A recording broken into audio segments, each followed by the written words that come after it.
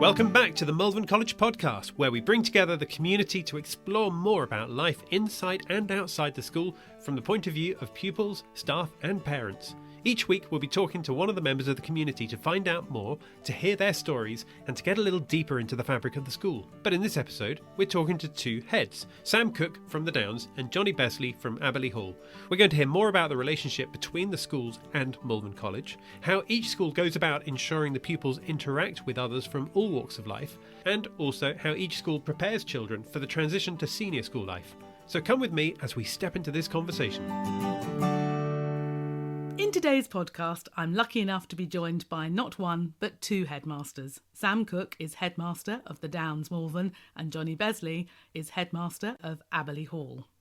Now, as this is a Malvern College podcast, perhaps you could both help me by explaining each of the school's relationships with Malvern College. Let's start with you, Sam. Morning, Tracy.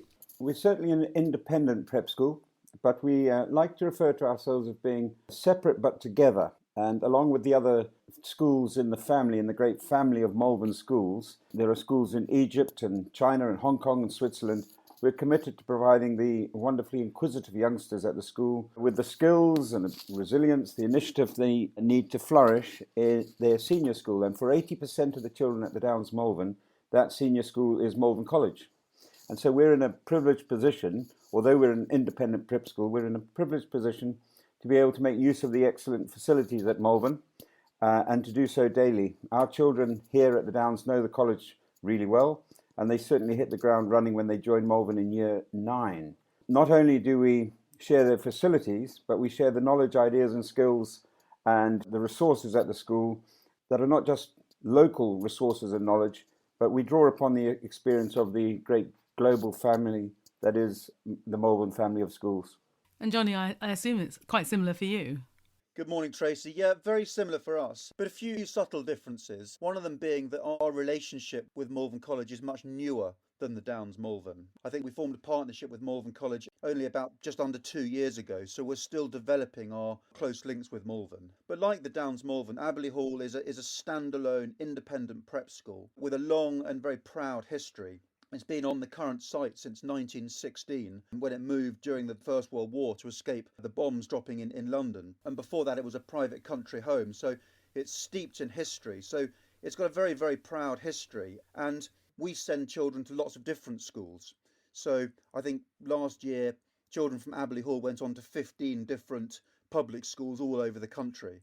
And I think we've always sent children to Malvern College, and we will continue to do so, but we will also continue to prioritise finding the right school for each child, wherever that may be. So we benefit from working closely with Malvern College, and there's an awful lot that we do centrally with them. So certain services, for example, things like our marketing, our HR, our financial management, our IT, these sorts of things are centralised and bring huge benefits. And we work very, very closely with the whole group of Malvern schools around the globe, but we still really celebrate the uniqueness that makes Abberley so special, because there is only one Abberley Hall. Having the best of both worlds by the sound of it. Let me ask you, Jonnie, first of all, what role do you think a prep school education does play in 21st century education? Sometimes it can sound a bit sort of anachronistic, but do you think it still does have a role? Yeah, good question. I certainly do. I've only worked in prep schools since training to become a teacher, and I chose to go into the prep school world because I believe in it so strongly. I was at prep school myself, and I believe that one of the great things that can be achieved through the sort of education that we provide at Abberley Hall and the Downs and other great prep schools is that we give real breadth of education. So as well as focusing on what happens in the classroom and making sure that our children do well in exams, we look at the whole child and we try and develop skills that these children are going to need to go on and live happy and successful lives. So as well as focusing on the academic side of things, we also spend a lot of our time and energy focusing on sport and outdoor education and developing creativity. Another thing that great prep schools, I believe, do is they really focus on developing emotional intelligence, and they try and help bring out the best in children's character. So we, for example, at Abberley, as many other prep schools, focus a lot on values. So we try and develop values such as kindness and collaboration and respect and courage in our children that I believe are going to be so useful for them in whatever they go on to do in later life. And of course, the other thing we do is we prepare children for the next step. The journey starts with us, but they then go on to their senior schools, hopefully in a position where they can really thrive with an excellent foundation in place. Sam, what are your thoughts on the role of prep school? Trace, very little to add to what Jonnie said, except to say that those characteristics Jonnie's described, the teaching of the values program and instilling resilience and confidence in the children, preparing them for the next step onto their senior schools, is a common trait amongst the 670 IAP schools that exist in the country and around the world. And these values and the benefit of being at a prep school like ours and like the many prep schools throughout the country, it typically founded upon specialist teaching and facilities. So at a very young age, children at prep schools like ours, like the Downs, like Abberley, will be taught in small groups, small teaching groups, small classes by specialist teachers in specialist facilities, excellent facilities. So you will have a class of 12 or 14 children in year 4, for example, certainly here at the Downs, being taught science in a science labs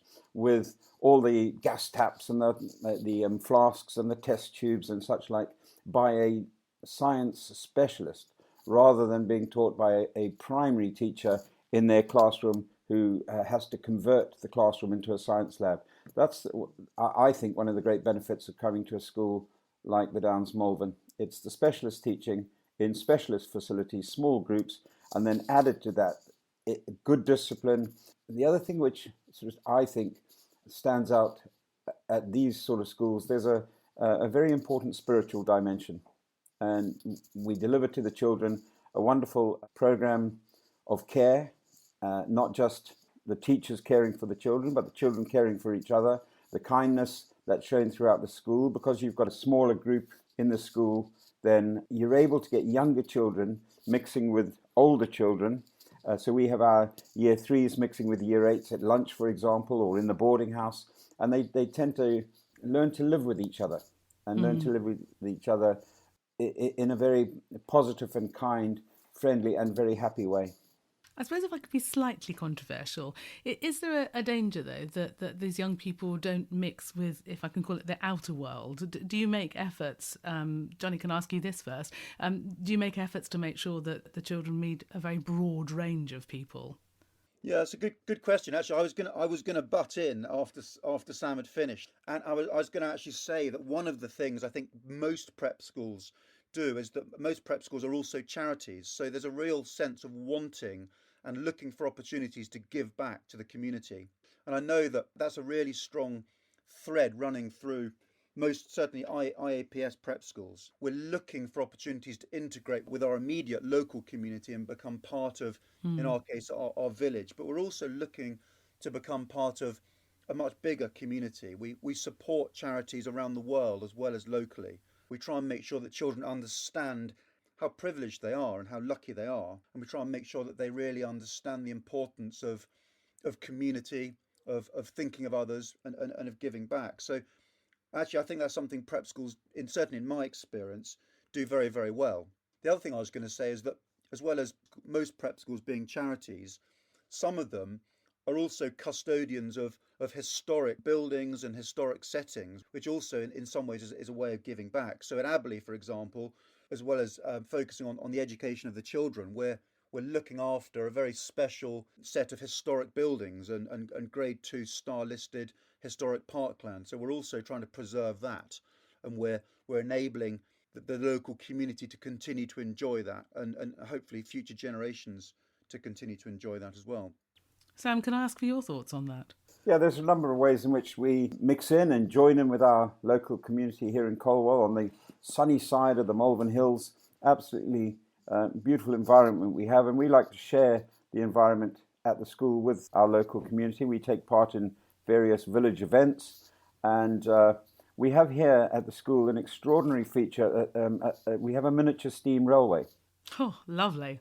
It's called the Downs Light Railway, and it's just coming up to celebrating its 100th anniversary. It is the oldest privately owned miniature steam railway in the world, and is in its own way a very famous feature of not just the school, but of this part of the country as well. We are just starting, along with the Downs Light Railway Trust, to produce a programme which will offer hobbies or activities program to not just the children in this school, but to local children as well. So on weekends, local children could come and learn how to drive a steam engine and learn all about the engineering involved and the planning involved in such a venture.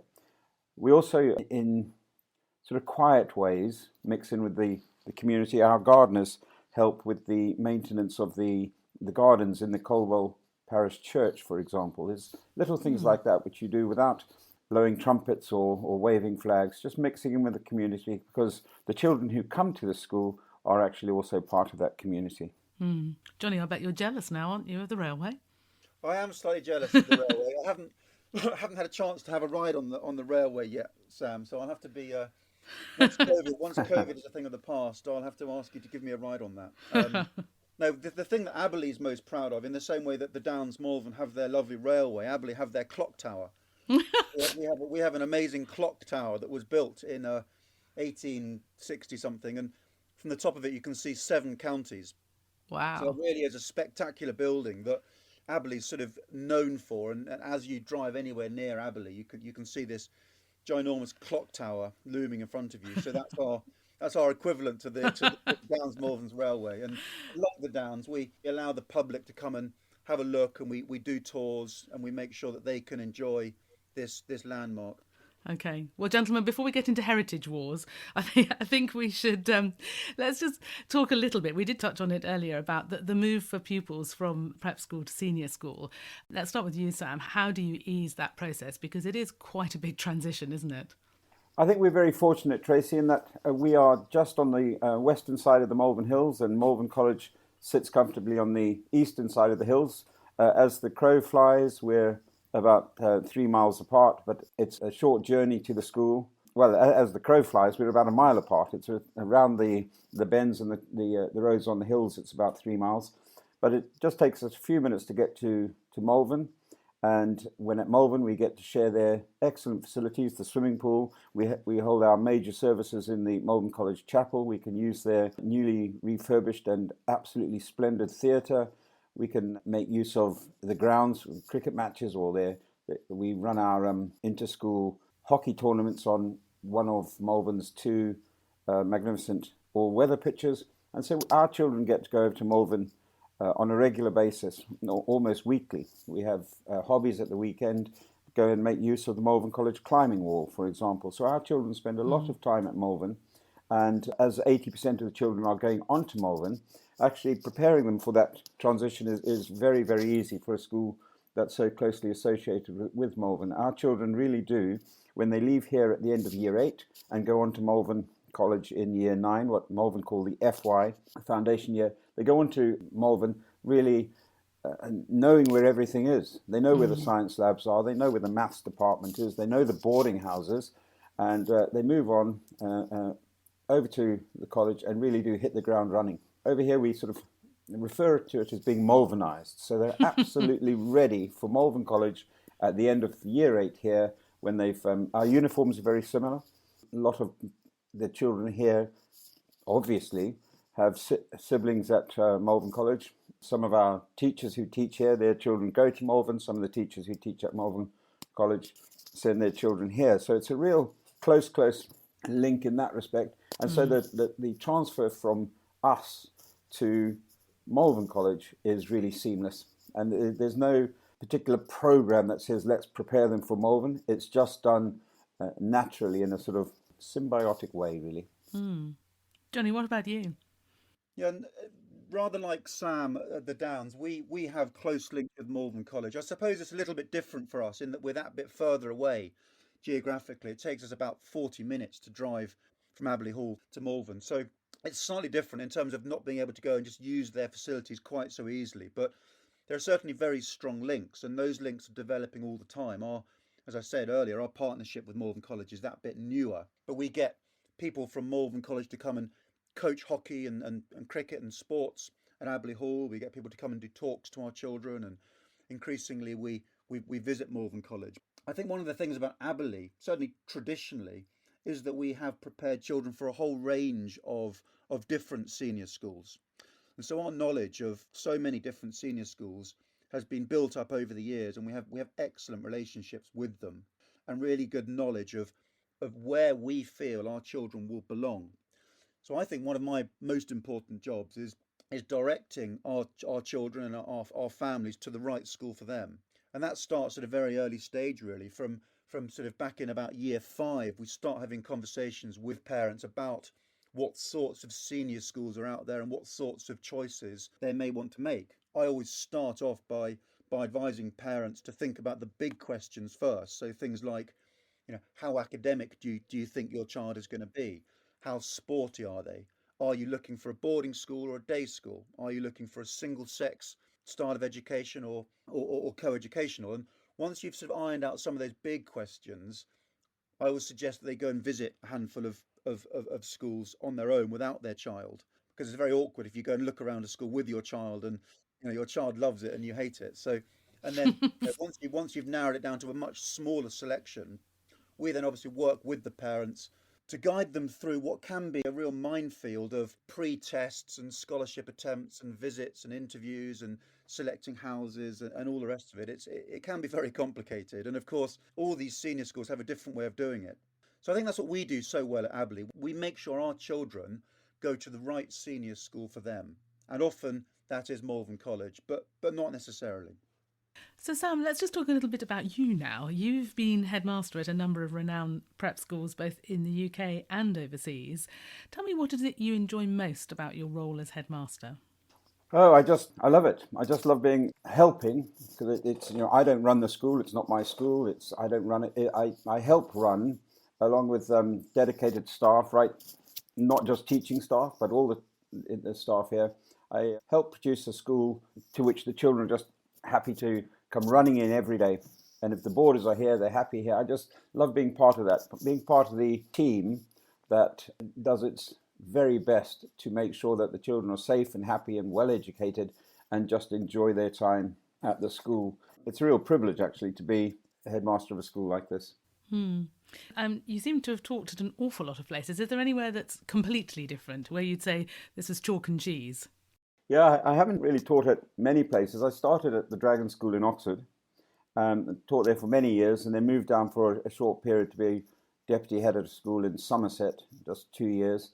And then I've been head at Boundary Oak in Hampshire, and then Pembroke House out in Kenya, which is a remarkable school, an outstanding prep school out in the East African Rift Valley.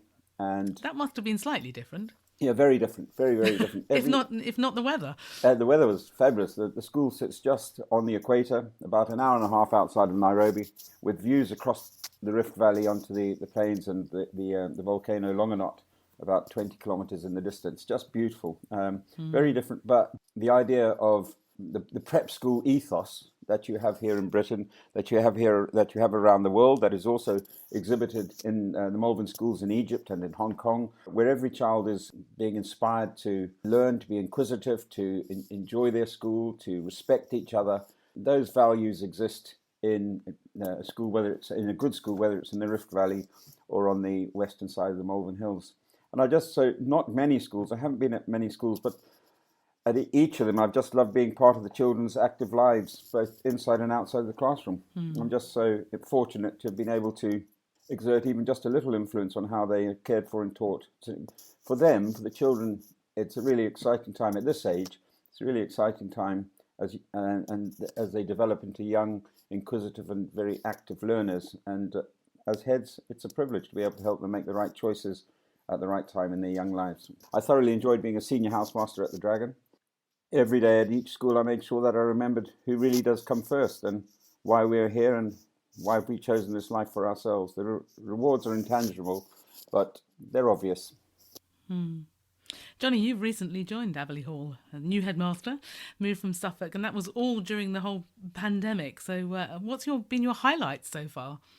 Yeah, so I'm new to the headmaster game as of September, so it's been a very steep learning curve. I moved with my family from from a very flat sort of Suffolk coast over to very hilly Worcestershire. And it's been a fantastic move, but a very big move. And as I said, it's been a whole family move with both my children moving schools, and both my children, Archie and Florence, are at Abberley Hall as well now, and my wife moving jobs as well. So it has been a big family adventure, and we've loved it. But it's certainly been a strange time to move to another part of the country and take on my first headship during the times of COVID. It's been challenging for everyone, but it's been fantastic actually to be a part of it. And I've just loved the way that the Abberley community have really pulled together in support of me and my family as new arrivals to their community, but also just the way they've pulled together to tackle the challenges of COVID. It's been in some ways, although that's been a massive challenge, it's also been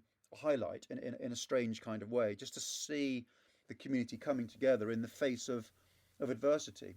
But I think in some ways it's the obvious thing to say, but I think the highlight for me has just been getting to know the children at Abberley Hall, because they're the most delightful children I've ever come across. I've worked at a handful of different prep schools in different parts of the country, and the children that I am lucky enough to work with on a day-to-day basis are absolutely delightful. I think that's partly thanks to the school and the ethos and the staff. I think it's partly thanks to the geographical location of the school. In some ways, the children they're very lucky that they're allowed somehow to remain children for a bit longer, and to really have I suppose quite an innocent sort of childhood. They're just incredibly warm, incredibly confident without being at all arrogant. They're funny, they're kind, and they're just really lovely to spend time with. I just enjoy sitting and having lunch with the children and knowing that they really want to talk to you. Because some prep schools I've found that particularly when you go up towards the top of the school and you start getting to know the sort of year 7 and 8 children, there can sometimes be a slight edge. There can be a slight sense of, I'm a bit too cool to talk to the headmaster. Whereas the children at Abberley, I just find are just naturally delightful. So that's been a real highlight. And another highlight, I think, has been working closely with Malvern College. It's been lovely to be part of a fairly small rural prep school, but also to be connected to a much bigger organisation such as Malvern College, and to be able to draw from some of the experience that some of the people at Malvern College have, and to be able to benefit from some of their expertise as well. Now, both of your schools offer both boarding and day, and you take obviously quite young children. How do those children cope being away from home at such an early age? Sam, shall we start with you? Yeah, it's an interesting one, because they join us here. Our youngest boarders joined us in year 2, which is extremely young. Gosh. But the circumstances meant that it was important they did. But the first thing that is so vitally important is that you need to make sure you have the right people running the boarding house. It sounds obvious, but you're looking for people who are going to care for, look after, entertain, be on call, not just for the children, but for their parents as well as. And this requires very special characteristics amongst people who are trained as teachers.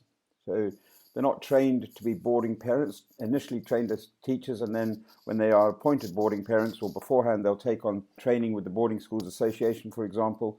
But essentially the children need to feel safe, they need to feel loved, they need to be happy in what has to be their second home. And staff at prep schools such as this have dedicated their careers to understanding the needs of the younger children. We're acutely aware of the importance of communication with concerned parents back home, and the benefits of the closer communication and the family feel of the prep school cannot be emphasised enough. It's much less intimidating to join a prep school now than it was many years ago, because I think at a school like this, the boarding environment, the boarding family, as they are at the Downs Malvern, you have not just the dedicated staff looking after the children, but the older children also look after the younger ones and see them as they're in the same boat, they're in the same boarding family, and it works really well. They share facilities in the boarding house. They have a lovely lounge and games room and computer rooms and such like, and the year 8s will be sharing these with the year 4 and 5 boarders as well, and the full boarders will be sharing with the weekly boarders and the flexi boarders as well. So the way you help the children settle in most quickly is to ensure that it's a happy, friendly and family feel to the house. It's also important, Tracy, to make sure They're provided with up-to-date modern facilities and comfortable surroundings. And very importantly for our boarders here, certainly, excellent food. Drives everything, doesn't it? Jonnie, I suspect it's very similar, but have you got anything to add? Mostly the same things, to be honest, Tracy, as you've just heard from Sam. I mean, one thing I might add, I think, is that certainly my experience of being at a boarding prep school was very much that the children were being sent to board by their parents, which I think has changed now, certainly at Abberley Hall, and I'm sure at the Downs Malvern. There's a real sense of the children choosing to board. And so often we have children who actually live very close to the school, and they go home and they nag their parents to let them board. So it often is driven by the children who desperately want to board, and eventually their parents sort of let them board because they see the benefits. So this is often something driven by the children, and they love it. They really love it. It's such a fun atmosphere. And as Sam said, there's a really caring, nurturing atmosphere, with the boarding being run by people who really care about the children and really know the children as individuals. And there's a real sense of family. And with that, I think there's just an atmosphere that emerges that is very attractive to the children. They love being there. And I think gradually, even if parents, when their children were much younger, didn't necessarily expect their children to grow up to be boarders, I think gradually parents often can see the benefits of not having the commute, and they can see the benefits of their children being at school with their friends and being able to make the most of all that a prep school can offer, with the evening activities, etc. And they can see that the children are able to develop and to gain in independence and to gain in confidence. And so it ends up being a win-win situation, I think, with the children loving being at school with their friends, but also then going home and really appreciating being at home, whether that's for the weekends or in the holidays. So yeah, I think a very, very carefully managed boarding environment is the key, but one with real sort of care and love actually at the centre of it is the key to success. Well, you've certainly persuaded me. I feel like coming along and being a pupil, if I may. Sadly, a little too odd. Well, it's been lovely to speak to both of you today, and I wish you well preparing for the next term. Thank you so much for joining me. So that was Sam Cook, who's headmaster of the Downs Malvern, and Jonnie Besley, who is headmaster of Abberley Hall. Thank you very much, Tracy. Thank you. So that was Sam Cook from the Downs and Jonnie Besley from Abberley Hall. Thank you to both of them for coming on to this episode of the podcast. Now, if you'd like to get to know the college even deeper, then don't forget to check out Malvern College on social. Whether it's Twitter, Instagram or Facebook, just search Malvern College. And to stay up to date with the next episode that's coming out soon, be sure to follow this podcast channel. And then when the next episode is released, you'll get a small notification just to ensure you don't miss it. But until then, thank you for listening to this episode, and we look forward to seeing you next time. Bye for now.